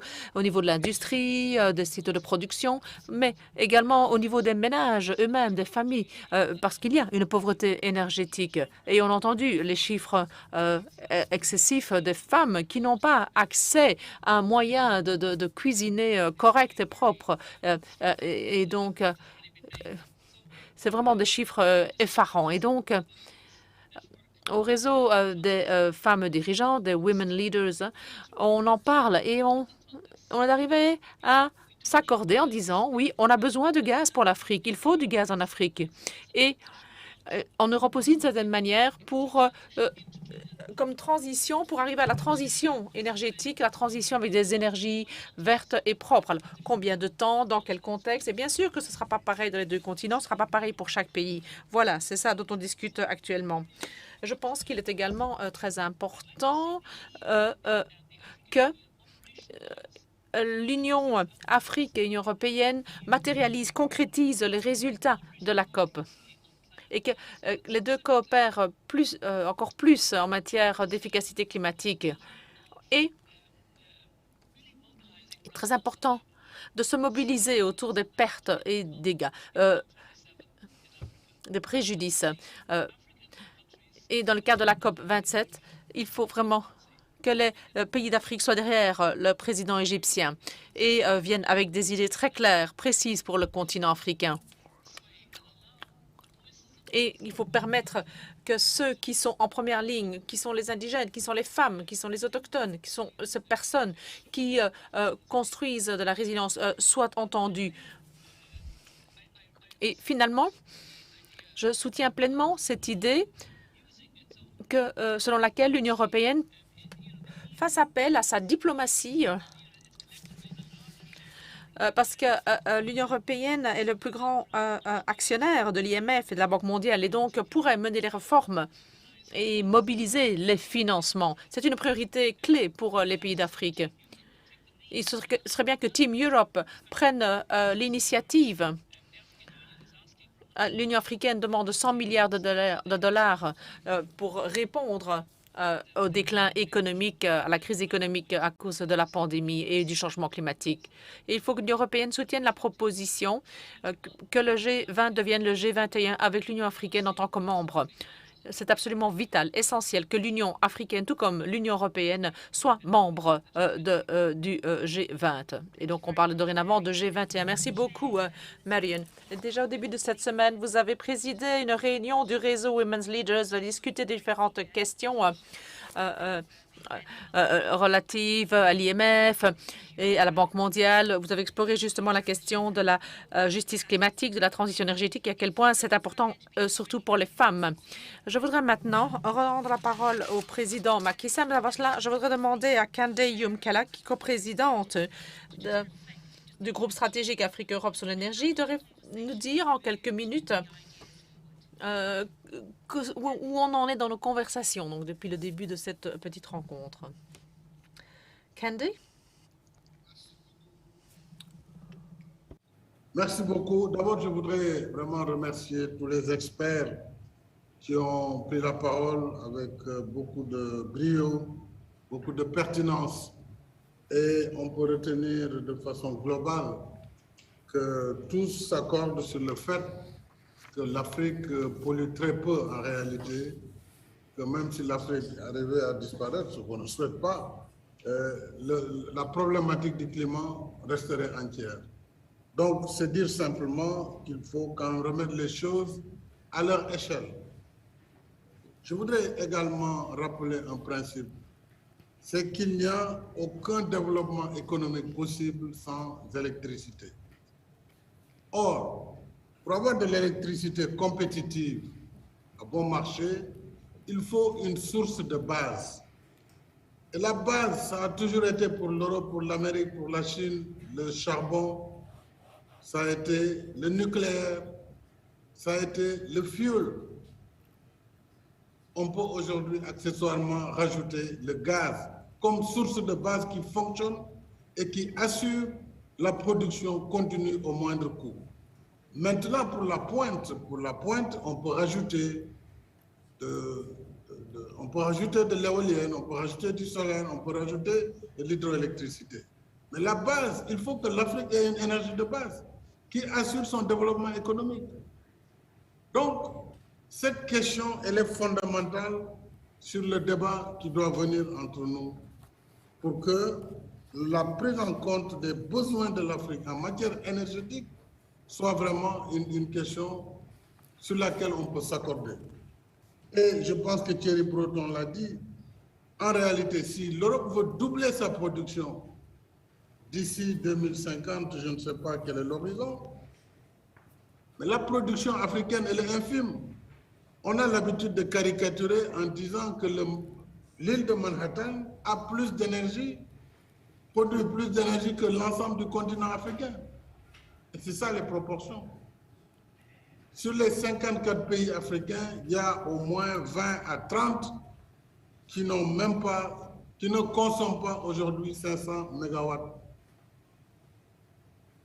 Et ceux qui sont les plus gros consommateurs, rarement ils dépassent les 2000 mégawatts. Donc on parle quand même de choses relativement modestes. Alors c'est pourquoi je veux quand même qu'on ramène les choses à leur juste proportion. Et donc, il ne faut pas qu'on nous donne une mauvaise conscience sur le continent africain par rapport à la question du climat. Ce ne serait pas juste. Nous ne sommes pas les pollueurs, clairement. Nous ne sommes pas les pollueurs. Mais nous sommes partie prenante des solutions alternatives pour préserver notre habitat commun qui est la planète. Et déjà, même sur ce plan, nous sommes de très bons élèves puisque, je vous ai dit, beaucoup de pays africains sont à plus de 20%, qui était le seuil fixé à l'accord de Paris. Le Sénégal, on est à 31% d'énergie renouvelable, éolienne, solaire, etc. Donc, il faut accompagner l'Afrique par le fonds climat que nous ne voyons pas. Il faut dire les choses aussi. Depuis le sommet de Paris, on peine à mettre en place les 100 milliards qui ont été décidés par an. Jusqu'à présent, on n'a pas encore les premiers 100 milliards. Donc, dire qu'on va encore mettre des ressources sur le fonds adaptation, franchement, excusez, mais on attend de voir. Un peu comme Saint-Thomas, on attend de voir. Donc, moi, je crois qu'avec la volonté de l'Europe et de l'Afrique, nous pouvons vraiment bâtir des choses essentielles. Nous pouvons bâtir des choses essentielles sur le climat, nous pouvons bâtir des choses essentielles sur les infrastructures. Parce que l'Afrique, en réalité, a un gros besoin d'infrastructures.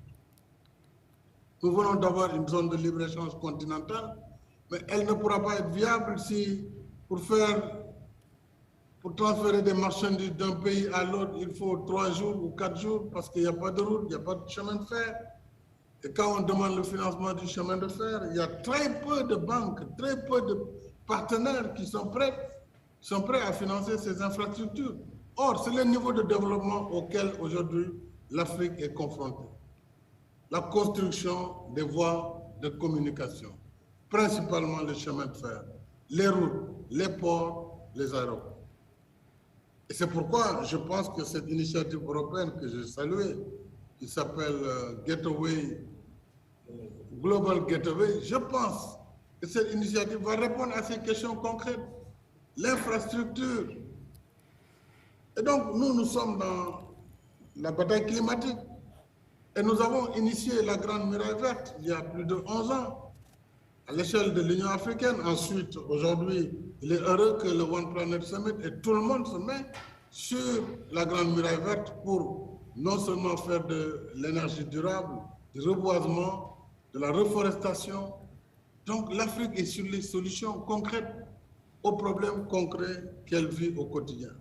Et je suis certain qu'Africains et Européens, ensemble, ça va être un bloc, je ne dirais pas hégémonique, mais en tout cas un bloc sur lequel tout le monde tiendra compte par rapport aux problématiques du monde. Voilà ce que je voulais dire en disant que nous nous préparons maintenant pour le sommet avec des thématiques qui ont été élaborées très clairement, sur lesquelles j'avais indiqué l'une des premières, c'est l'accès au financement des économies africaines qui passe nécessairement par la réallocation des droits de tirage spéciaux. Là aussi, l'Europe a un rôle important à jouer.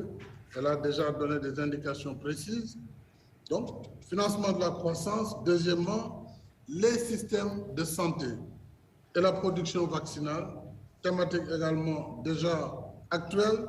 Le changement climatique, la transition énergétique, nous l'avons dit. Le numérique, et là aussi Thierry a beaucoup parlé de la digitalisation, la connectivité des satellites. Le système de transport, j'en ai parlé, transport et infrastructure. Là où l'Europe, par sa technologie, par la proximité géographique, par la formation des élites africaines, a véritablement des atouts à faire valoir. Et donc, c'est gagnant-gagnant que nous allons bâtir ensemble grâce au soutien de banques comme la Banque européenne d'investissement, comme la Banque Exim Bank, etc., et la Banque africaine de développement. Mais nous avons d'autres thématiques importantes, agriculture et développement durable, mais aussi éducation, l'éducation, la formation, la culture et bien sûr la problématique des migrations et de la mobilité, mais aussi l'appui au secteur privé et l'intégration économique. Et dernier, mais non moins important, la paix, la sécurité et la gouvernance, avec en pointe la lutte contre le terrorisme. Je crois qu'autour de ces grandes thématiques, nous pouvons bâtir des convergences qui devront permettre au sortir de Bruxelles d'avoir un nouveau départ de ce partenariat rénové. Mais je souhaite que, en arrivant à Bruxelles, qu'on ait aussi une enveloppe assez forte sur la table de la part des Européens. Parce que concrètement, nous avons besoin d'argent. Nous avons besoin de beaucoup de ressources pour ces thématiques, pour le financement de l'énergie, pour le financement des autres infrastructures, pour retenir la jeunesse africaine sur le continent, lui donner la formation qu'il faut et l'occuper à travers tous ces chantiers qui seront lancés et sur lesquels l'Europe a à gagner, tant par ses entreprises que véritablement par le financement de ces infrastructures. Donc voilà ce que je voulais dire, en vous remerciant encore une fois tous et toutes pour cette importante rencontre. Et merci à Mo Ibrahim. Moi, je croyais qu'il y avait de l'incendie dans ton bureau, mais je me rends compte que c'est à pic. Hein? Il faut que je vienne te faire un curage ou une cure. Merci beaucoup. Merci à toutes et à tous. Je vous remercie. Merci beaucoup. Thank you very much, Mr. Merci, Monsieur le Président. Charles Michel, président du Conseil européen, est revenu également. Monsieur Michel, vous avez la parole. J'ai écouté attentivement les différentes interventions. Peut-être qu'il y avait un problème avec l'image ou avec l'écran, mais j'ai pu suivre l'ensemble des commentaires qui ont été exprimés. Quelques éléments de réaction à ce stade. D'abord, merci aux différents experts qui ont adressé leurs commentaires sur le sujet à l'ordre du jour aujourd'hui. Deuxième, à Macky pour ses propos, à Macky Sall pour ses propos en introduction, mais également à la réaction qu'il vient d'exprimer. Je voudrais à mon tour dire quelques commentaires. D'abord, premier élément, on est tous d'accord, on a tous la même conscience de ce que notre génération en Afrique, en Europe, fait face à une transformation de notre modèle de prospérité en réalité. Il y a une prise de conscience qui s'est accélérée en Europe et partout dans le monde, selon laquelle le modèle sur lequel le développement a été possible dans une partie du monde, et pas partout dans le monde, a été fondé sur l'exploitation extrême, abusive des ressources naturelles. Nous comprenons que ce modèle atteint ses limites et nous comprenons aussi, changement de paradigme important, que ce qui autrefois était considéré comme un déchet devient maintenant une ressource. C'est le sens de l'économie circulaire. Et je suis totalement convaincu par la pertinence du constat et aussi de l'appel qui a été lancé par Macky Sall et par d'autres. C'est du reste un sujet, Macky Sall, dont nous avons pu parler ensemble très directement à plusieurs reprises.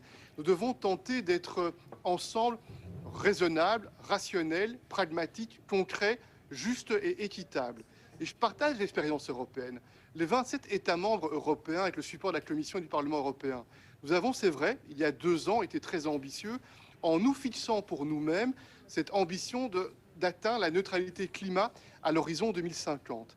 Et nous sommes maintenant, avec la Commission européenne, en train de mettre en œuvre les mesures pour faire en sorte que l'on puisse atteindre cet objectif pour l'Union européenne.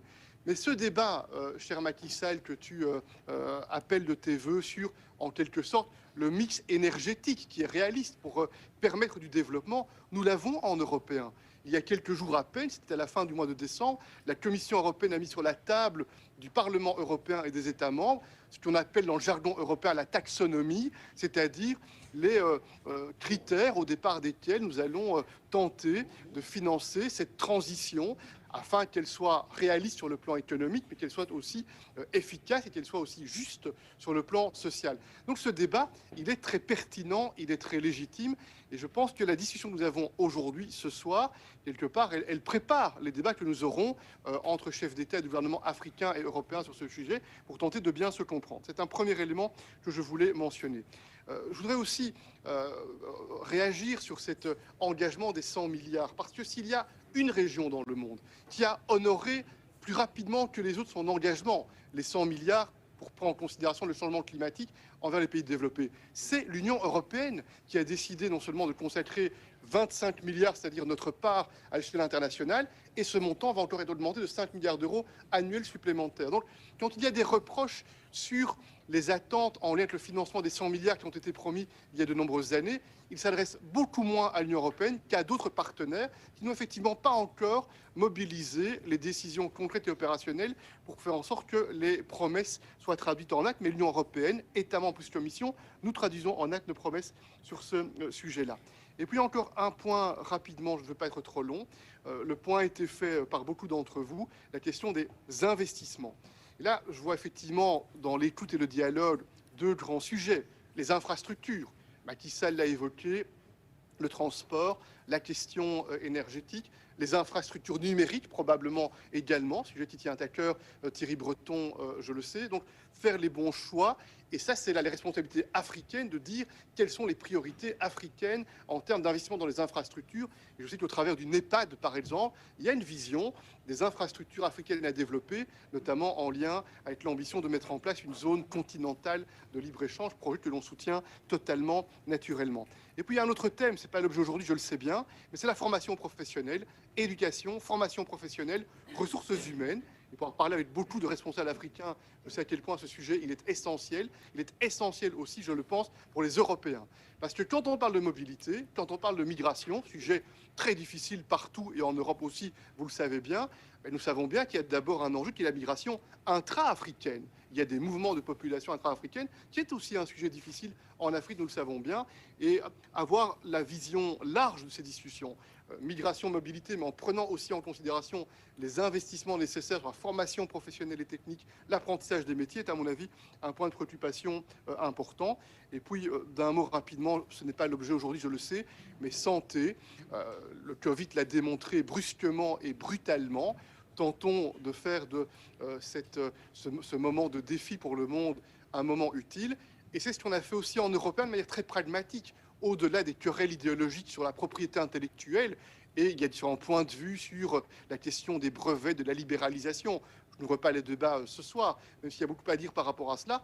C'est l'Union européenne, très rapidement, grâce à nos contacts directs sur le plan politique, avec Macky Sall, avec Paul Kagame, avec le président du Ghana, avec d'autres, où concrètement on s'est dit, indépendamment du débat idéologique, comment peut-on réussir à amener autour d'une même table les partenaires privés, les autorités publiques, et à lancer ces projets pour faire en sorte que le plus rapidement possible, avec des procédures administratives accélérées, on puisse faire de la production de vaccins et, je l'espère, de médicaments, et pas seulement du fill and finish. L'ambition, c'est de pouvoir faire réellement de la production de vaccins sur le continent africain.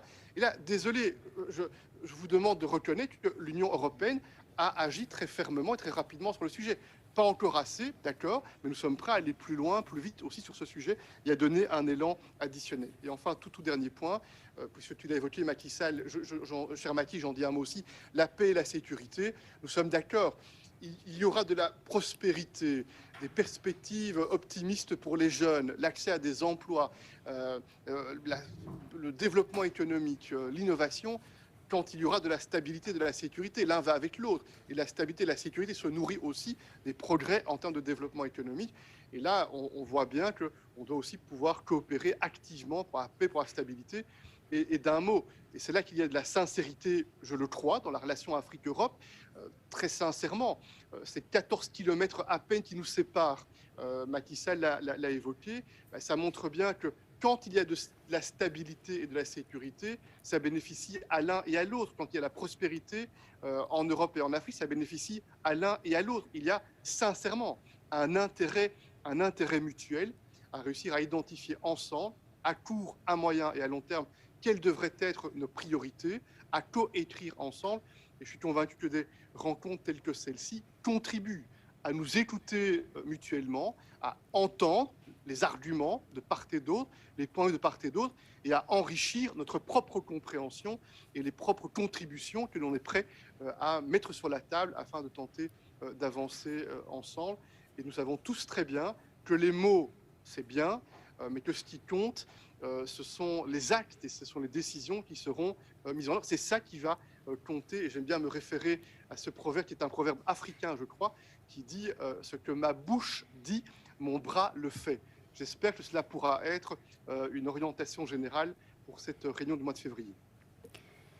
Thank you very much, Charles Michel, the President of the European Council. Merci, Monsieur Michel, président du Conseil européen.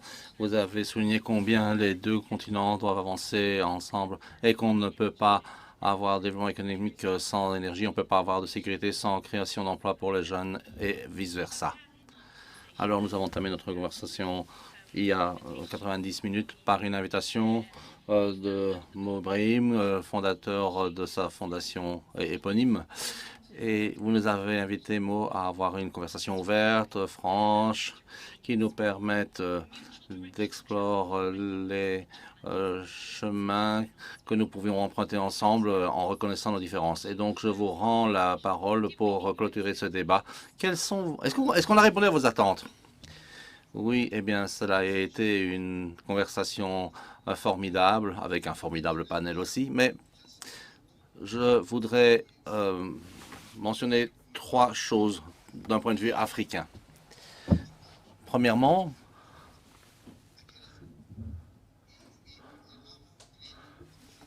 nous aimons la technologie, on aime le solaire. Le solaire, c'est fantastique. Ça répond à pas mal d'exigences sur ce continent très peuplé où on a beaucoup de communautés isolées. Et donc, le solaire est la meilleure façon de les desservir. Donc, c'est un magnifique technologie, mais ce n'est pas la seule. On a aussi besoin du gaz. Donc, ça, c'est ma première remarque. Alors, on n'est pas contre le solaire, on l'aime le solaire, mais ça ne suffit pas. Vous devez le comprendre. Donc, quand vous nous parlez de la merveilleuse transition verte, on sait de quoi vous parlez parce que nous sommes les premiers à souffrir des changements climatiques. C'était ma première remarque. Deuxième remarque. On trouve un peu étrange que l'Europe ait des projets gaz, la Russie a des projets de gaz, tout le monde a des projets de gaz, et puis vous financez tout cela. Et quand c'est l'Afrique, vous dites « Ah non, on ne finance plus le projet. Alors,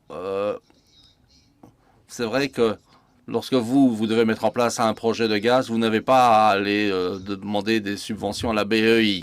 D'accord. Mais les directeurs européens de la BEI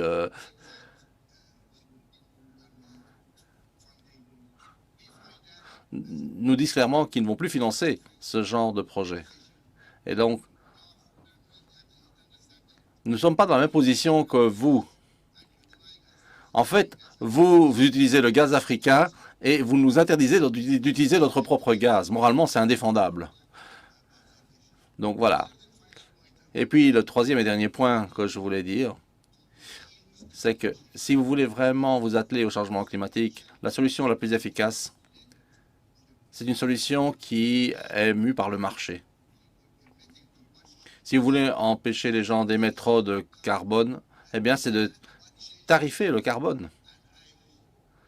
Et j'espère que lors de ce sommet, l'Europe et l'Afrique formuleront des demandes et des propositions claires pour la tarification du carbone.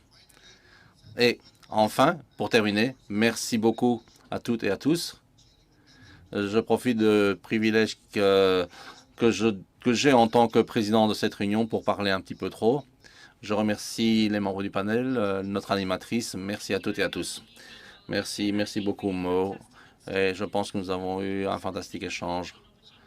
En fait, on avait dit que ce serait l'occasion d'affronter les sujets pour lesquels on a des difficultés. Donc ça, c'était le premier dialogue. Le deuxième dialogue, ce sera le 27 janvier, où on va parler de la migration. Et puis, nous aurons une troisième conversation le 3 février qui va parler de l'accès aux vaccins et de l'équité, qui a d'ailleurs été évoqué aujourd'hui déjà. Et tout ça, évidemment, en prélude au dialogue entre l'Union européenne et l'Union africaine, ce sommet où on devra avoir un débat franc pour trouver des solutions communes parce que finalement, les deux continents sont confrontés au même problème et donc ils doivent trouver des solutions communes. Et donc, il va falloir s'occuper des droits humains, de l'impact du manque d'accès, surtout pour les femmes et les enfants. Donc, merci à toutes et à tous d'avoir pris part à ce dialogue, d'avoir partagé vos commentaires. Je salue tous ceux qui étaient avec nous en ligne. Et puis je remercie le commissaire Breton qui était avec nous, le président Michel et le président Macky Sall. Et au revoir depuis Bruxelles.